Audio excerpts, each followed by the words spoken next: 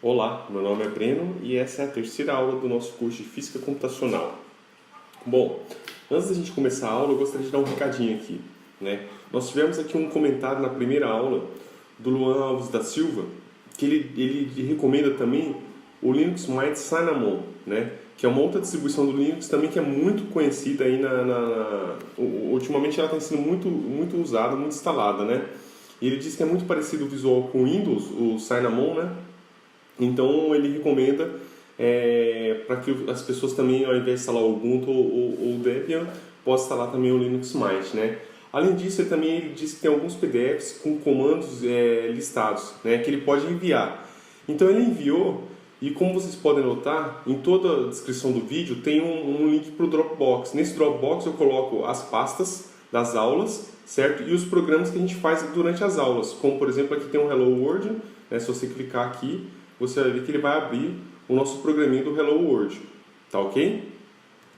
Então eu coloquei aqui a pasta do Luan Alves, né, que ele tem alguns arquivos sobre comandos do Linux aí. É interessante dar uma lida aí, pessoal, é um material bastante bacana aí para vocês darem uma olhada, tá certo? Além disso, se vocês quiserem saber mais quais são as distribuições Linux mais usadas, vocês podem entrar no distrowatch.com, né? Aí aqui no cantinho vai ter um ranking das distribuições mais feitas downloads ao longo dos últimos 6 meses, tá? Então, por exemplo, a MX Linux é uma das que mais foram feitos downloads, 3.680 por semana, tá? Depois aqui o Ubuntu e o Debian que eu indiquei para vocês está em 5º e 6º lugar, tá ok, pessoal?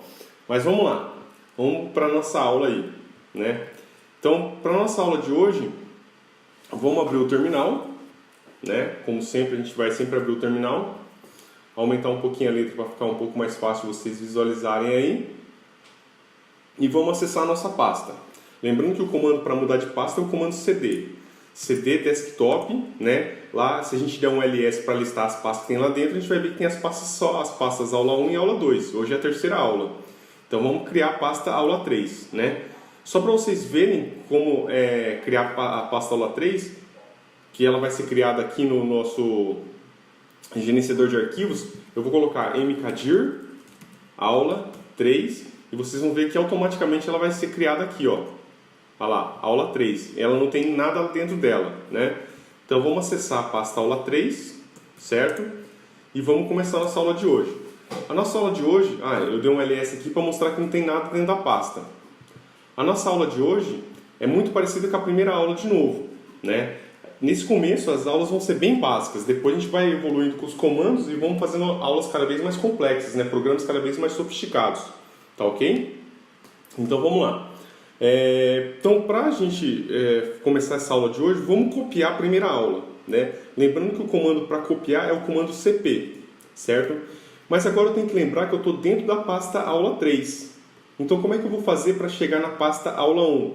Eu tenho que voltar uma pasta e entrar na pasta aula 1, né? Então, voltar aqui no caminho é colocar /. Eu volto uma pasta. Agora eu digito aula 1.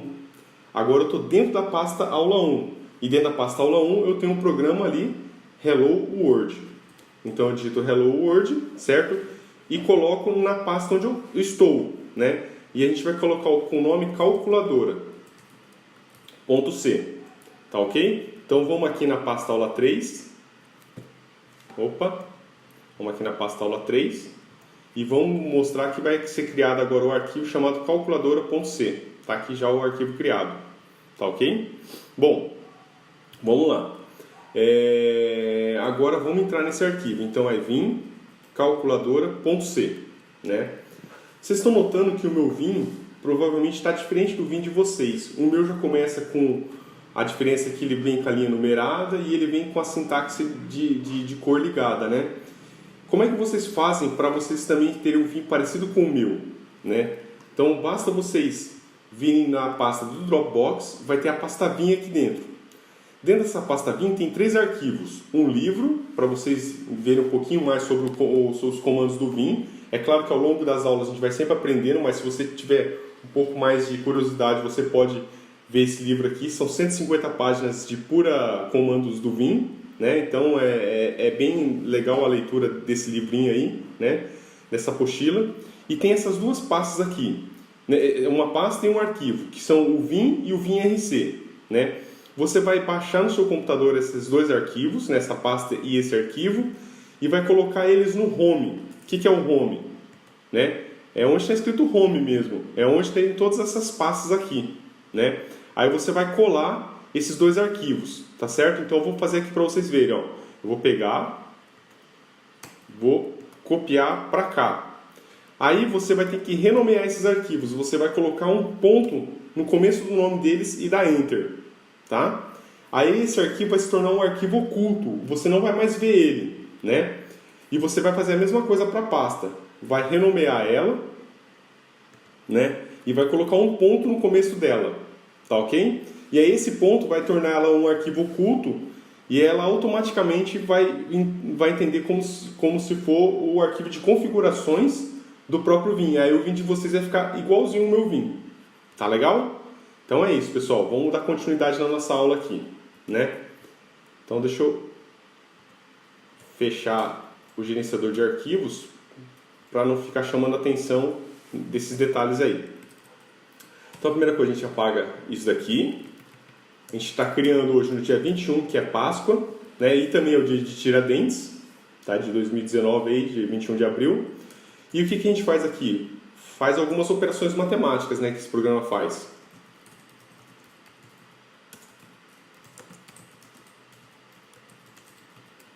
E para compilar ele, vai ser GCC, né? Vai ser calculadora,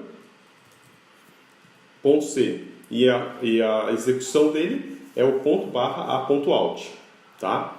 Vamos apagar esse printf aqui, né? E vamos lá. Então a primeira etapa aqui é declarar as variáveis. Então existem duas variáveis, a variável i, que a gente vai atribuir um valor para ela, por exemplo, vamos atribuir o valor 9, e a variável j, que a gente vai atribuir um valor para ela também, que é o valor 2, né? Bom, uma coisa que é interessante mencionar para vocês é com relação à questão do espaço. Você pode escrever desse jeito, como você pode escrever desse jeito, que o compilador vai entender tudo a mesma coisa. Inclusive, você pode escrever tudo na mesma linha, tá? Que o compilador entende tudo. Só que escrever tudo na mesma linha fica ruim de ler o programa, né? Então, é interessante escrever dessa maneira, tá? Aí, eu tenho um padrão, né? Eu gosto de escrever sempre assim, o sinal de igual, que é o sinal de atribuição, e deixar um espaço entre o sinal de atribuição e o número, tá? Mas tem gente que prefere deixar desse jeito, e tem gente que prefere não deixar espaço nenhum, né? Então vai do gosto do freguês aí, né? Então cada um vai ter a sua forma, o seu método aí de fazer a sintaxe, tá ok? Inclusive a gente tem essa questão aqui das chaves, né? As chaves você pode deixar as chaves aqui embaixo também, né? Deixando uma estrutura desse tipo ou deixar a chave aqui nessa posição mesmo. Então vai muito do que a pessoa gosta, né? Vai muito do visual isso daí. Então vai de cada um escolhe a forma como quer escrever o código, né? Mas o código em si você pode deixar espaço aqui que não tem problema nenhum, tá ok? Então vocês decidem aí qual é a metodologia que vocês vão querer utilizar, tá legal? Lembrando que no Vim, a hora que eu entro no Vim, para começar a editar, eu tenho que apertar a letra I para ele ir para o modo de inserção, tá? Bom, vamos lá. A próxima parte agora, né, é eu mostrar esses valores. Então eu vou imprimir printf, né, porcentagem D, e aqui eu coloco I e J, né? Significa que o valor do I vai ser atribuído ao primeiro porcentagem D e o valor do J vai ser atribuído ao segundo porcentagem D. Então, porcentagem D, o número de porcentagens D que eu tenho aqui vai ter que ser o mesmo número de variáveis que eu tenho aqui. Tá ok? E aí eu vou escrever aqui, para ficar um pouco mais bonitinho, eu vou escrever I igual, né, a D, vírgula, J igual a porcentagem D. Tá ok? Aí o valor de I vai ser atribuído para cá, que ele vale 9, e o valor de J vai ser atribuído para cá, que ele vale 2. Então vamos compilar e executar esse programa para ver como é que ele fica, né? Então para compilar, eu primeiro tenho que salvar. Então eu aperto o ESC, dois pontos, olha aqui o dois pontos, W, Q. E aí ele sai e salva, né? Ele salva e sai, ao contrário. E aí a gente, para compilar, é GCC calculadora. certo? Como não tem nenhum erro na sintaxe do programa, ele não mostra nenhuma mensagem, né? E depois para executar é o ponto A, ponto barra A ponto out. E aí ele mostra I igual a 9, J igual a 2. Tá ok? Olha só, pessoal, para vocês não confundirem, esse I e esse J aqui, ó, eles são apenas letras. Tanto é que se eu inverter, né, ele vai continuar escrevendo a mesma coisa. Né, ó, ele vai inverter aqui, vai falar que o J agora é igual a 9 e o I é igual a 2. Então lembre-se que o que está escrito entre aspas é apenas uma letra. Tá? O porcentagem D é que vai substituir esses valores. Tá ok? Então vamos voltar aqui, né? Vamos apertar a letra I de inserção. E eu aperto o I aqui. E aqui eu coloco o J. Tá ok? Bom, então vamos começar com as nossas operações matemáticas, né? Então a primeira operação matemática, eu vou escrever aqui printf, abre e fecha parênteses, né? Aí eu vou escrever I mais J é igual a porcentagem D. E aí eu coloco aqui I mais J. Ponto e vírgula, né? Então ele primeiro vai fazer essa operação matemática de I mais J e depois atribuir esse valor aqui para o porcentagem D. Tá ok? Então o resultado aqui provavelmente é 11. Então vamos lá. Então GCC, coloco 2E comercial para fazer tudo numa única linha. E aí dá 11. Faltou o barra N, né? Esse barra N eu sempre esqueço de colocar ele, para ele pular uma linha. Então vamos lá. Aí, ó, agora deu 11, certo? Bom, como é que faz a operação de menos, né? A operação de menos é do mesmo jeito. Basta eu agora colocar um sinalzinho negativo aqui, certo? E aí a gente vai ver que o resultado é 7. Tá ok? Se fosse o contrário, daria menos 7, né? Se for J menos I. Tá ok? Bom, podemos até inclusive fazer isso daí, né? Então vamos lá. J menos I. E aí aqui eu coloco J menos I. Tá ok? Tá lá, ó, menos 7, né? Bom, também podemos fazer o produto. O produto, ele é representado pelo asterisco. Então, J vezes I ou I vezes J, né? É comutativo, mas vamos deixar essa sequência em J, certo? Vamos fazer aqui também. I, J, né? A gente vê que dá 18. 9 vezes 2 é 18. Também podemos fazer a divisão. Eu sei que essas continhas aqui são bem chatinhas, né? São bem simplesinhas, mas daqui a pouco a gente vai fazer algumas coisas mais interessantes. Então aqui vai dar 4, né? Bom, aqui a gente já vê que temos o primeiro problema, né? Que se eu pegar e fizer 9 dividido por 2, a gente sabe que o resultado é 4,5. Mas a gente tem que lembrar que a gente está pedindo para imprimir um número inteiro aqui. Então ele vai imprimir o número inteiro, tá certo? Mesmo que o resultado tivesse dado 4,9, ele sempre imprime o primeiro inteiro, que é o número 4, tá ok? Então ele não arredonda para cima, ele sempre arredonda para baixo. Então o resultado dessa divisão é 4, tá? Se eu quiser fazer potência, né? Potência a gente vai fazer assim, ó. Pow de potência, de power, né? O I, vírgula, a potência que eu quero elevar. Por exemplo, 2, né? Então, quanto é que é? Na representação matemática, a gente usa um circunflexo 2 para representar o I ao quadrado. I ao quadrado seria 9 ao quadrado, que dá 81. Opa, agora aqui já deu um erro, né? Ó, eu fui compilar e ele não sabe quem é a função pow. Ele diz que para a função pow eu preciso incluir o head file matemática.h, o math.h. Então, antes da gente continuar, a gente tem que vir aqui e incluir o math.h, certo? Então, é mais uma biblioteca que a gente tem que incluir, porque ele não sabe quem é a função pow, tá ok? E a função pow está definida dentro desse head file, tá ok? Só que daí, para compilar, é necessário colocar agora que a gente incluiu a biblioteca math.h. Então, a gente tem que colocar aqui na compilação "-lm". Então, a gente vai salvar isso aí, né? E vamos colocar aqui "-lm". Aí, agora ele compila e executa. Opa! Só que aqui deu um erro, né? Vamos ver que erro que deu aqui, que agora até eu estou perdido.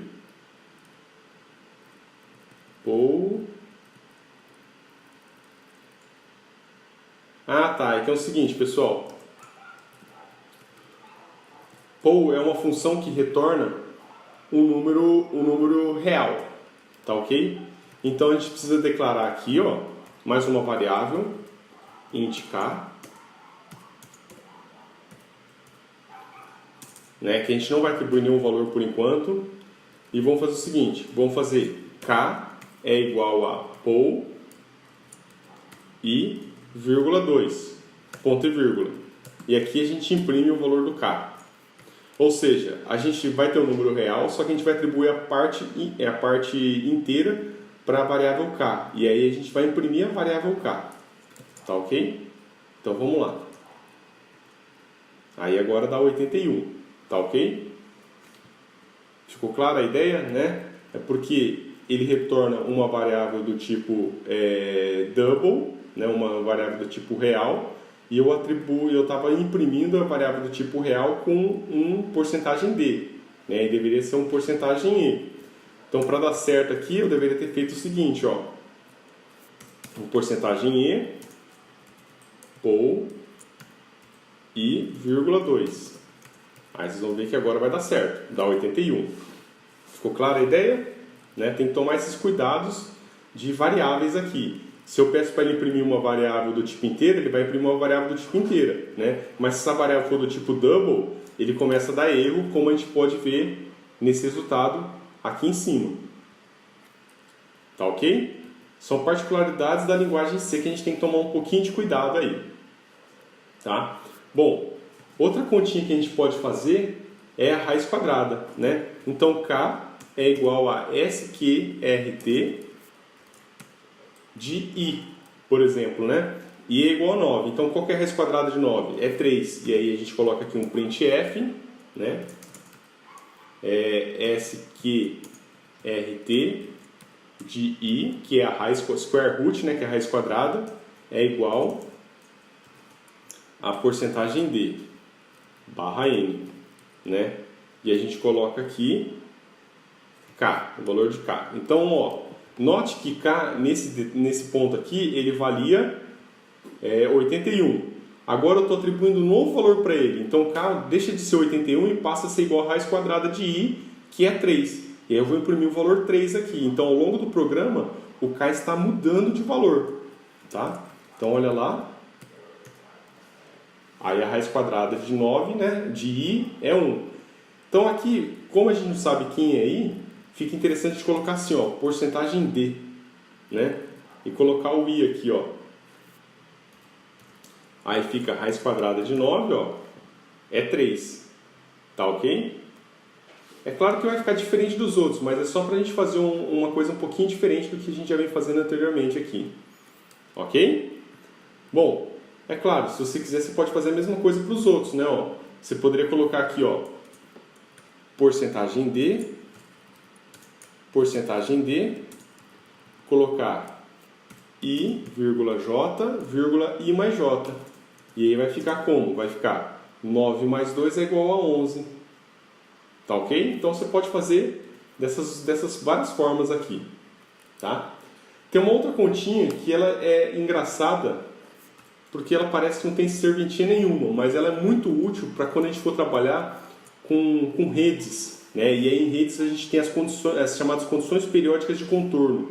E elas são muito usadas para essas condições periódicas de contorno, que é o resto da divisão. Tá ok? Então, por exemplo, assim, se a gente colocar aqui, ó, vamos colocar ao contrário, J, resto da divisão por I. O resto da divisão é representado pela porcentagem. Só que a gente sabe que o porcentagem aqui, a gente para imprimir na tela, a gente tem que colocar 2 vezes o porcentagem. Tá ok? Aí a gente coloca aqui, é igual a porcentagem D, né? E a gente coloca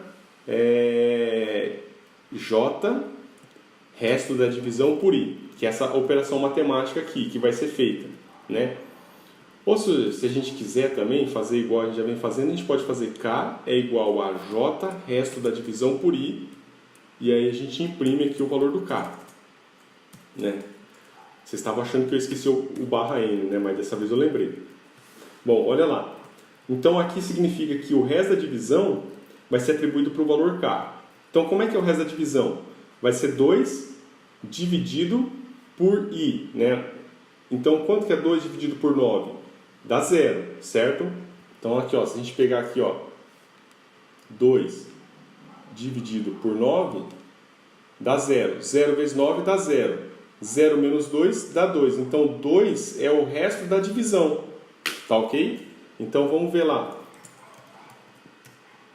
Deu 2 o resto da divisão. E se a gente fizer o contrário agora? Né? Vamos fazer o contrário?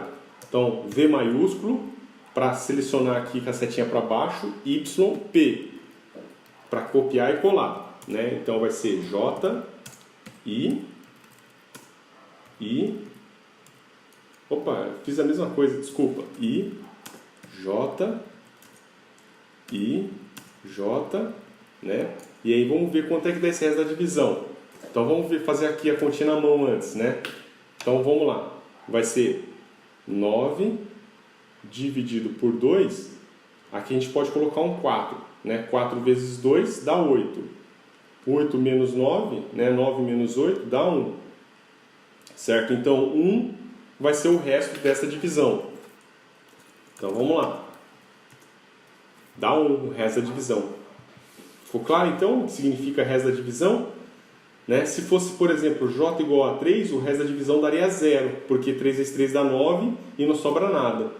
Tá? Então, esse é o resto da divisão. Ele vai ser muito importante quando a gente for trabalhar com condições periódicas de contorno. Tá ok? Bom, tem uma outra continha que é interessante, que é essa aqui, ó, né? É você já fazer a conta e atribuir no próprio valor, na própria variável. Por exemplo, se a gente fizer I é igual a I mais J, significa o quê? Significa que a gente vai ter 9 mais 2 dá 11 e agora o valor do I passa a ser 11. Tanto é que se eu colocar aqui para imprimir printf o valor do I, né? I é igual a porcentagem D, vírgula I, barra N para pular uma linha, ponto e vírgula. Então agora o valor do I vai valer 11, ele não vai mais valer 9. Tá ok? Então tá lá, ó. Vale I igual a 11. Né? Porque o que a gente fez aqui? Né? A gente fez I, que é igual a I mais J, certo? E aí o resultado dessa operação matemática aqui é 11. Tá legal? Bom, o que a gente pode fazer aqui também, né? Agora vamos voltar a atribuir o valor I igual a 9, ponto e vírgula. Aí agora a gente vai fazer o seguinte, vamos fazer I mais igual a 1. O que isso significa? Significa pegar o valor do I e atribuir mais o valor 1 a ele. Então o I agora passa a ser 10. Tanto é que se a gente fizer aqui o printf do I, vamos copiar V maiúsculo, Y, P. Né? Se a gente copiar aqui e imprimir só o valor do I, né? I mais igual a 1 faz com que o I, né? Faz com que o I fique igual, certo? A 10 nesse caso. Ok? Vamos ver então? Olha lá, agora ele fica igual a 10. Certo? Se o I valia 9, ele passa a valer 10 agora. Né? Outra forma de fazer isso daqui, né? É fazer dessa seguinte maneira. Ao invés de fazer com I mais igual, basta fazer I mais mais. I mais mais significa atribuir uma unidade ao valor do I. Por isso que existe a linguagem C++. Significa que ela é uma unidade mais evoluída que a linguagem C. Tá ok? Então olha lá. Vai dar 10 também, porque a gente atribuiu o valor 9, né, para a variável I. I mais mais faz com que ele fique igual a 10. E aí então agora ele vai passar a ter o valor 10. Tá? Lembrando sempre que esses símbolos que estão entre aspas, eles vão ser literalmente impressos, né? O que vai mudar é a porcentagem D, tá ok? Bom, Para a gente finalizar essa aula aqui, né, tem mais uma continha que é importante a gente fazer, que são continhas com os números reais. Por exemplo, vamos criar uma variável do tipo double aqui, x, né? E vamos falar que ela é igual a 1 sobre 2, ponto e vírgula. E vamos imprimir, printf, o valor de x, né? Vocês vão ficar surpresos com esse resultado agora, porcentagem e, né, para representar número real, né, número do tipo double. Então vamos imprimir o valor do x. Então x é igual porcentagem e, a gente espera, né, que esse valor aqui dê meio, né? Mas olha só o valor que ele vai dar. Dá zero, certo? Por que ele dá zero? Porque 1 é um número inteiro, 2 também é um número inteiro. Então a divisão de dois números inteiros dá também um número inteiro, né? E se a gente pegar 1 dividido por 2, é 0,5. O número inteiro que é o que ele vai imprimir é o número zero, né? Lembra que ele não arredonda para cima, ele sempre arredonda para baixo, né? Então ele vai imprimir como zero. Então como a gente faz para imprimir o valor 0,5? Né? A gente tem que escrever da seguinte maneira: 1,0 dividido por 2. Um dos dois números tem que ser um número real, né? Tem que ser um número com vírgula, tem que ser um número ponto flutuante, né? Agora, se a gente vier aqui copiar e colar, né, selecionando com V maiúsculo, vou sempre estar frisando esses detalhes do Vim. V maiúsculo, Y e depois P, certo? Se quiser deletar, D duas vezes, aperta o D duas vezes, que aí ele deleta a linha. Tá? Aí olha lá, vamos entrar no modo de inserção aqui e vamos mostrar agora que a divisão entre o número real e o número inteiro dá um número real, né? Dá um número do tipo double. Aí aqui ele vai imprimir meio. Opa, faltou um P de print. Então vamos ver. Tá lá, ó. Agora sim ele deu meio, certo? Então, gente, muito cuidado na hora de fazer operações de divisão com números, com os números, né? Se o resultado é um número real, então não se esqueça de colocar um ponto aqui nesses números, para que não corra o risco, né, de você se enganar, tá? Ah, ele funciona só com ponto também, não precisa colocar o zero não, né? Olha lá, tá vendo? Só para ele interpretar que isso aqui é um número do tipo double, certo? Então aí ele faz a continha com o número double e aí ele vai interpretar que o resultado é um double e ele vai dar meio, tá ok? Espero que vocês tenham gostado dessa aula, né? Estou preparando as próximas aulas aí, mas a gente vai cada vez evoluindo mais, fazendo coisas cada vez mais sofisticadas. Na próxima aula a gente vai trabalhar com os laços, né? Vai começar a trabalhar com o laço for, né? Que é um laço na linguagem C que vai ser muito útil para a gente gerar gráficos de funções, tá ok? Então espero que vocês tenham gostado e até a próxima aula.